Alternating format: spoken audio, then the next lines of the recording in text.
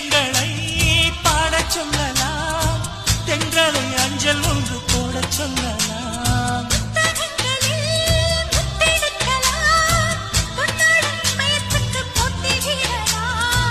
பூமிக்கு பொட்டு வைத்து பார்க்கலாம் பார்க்கலாம், பூவுக்கும் ஆடை தைத்து போடலாமா?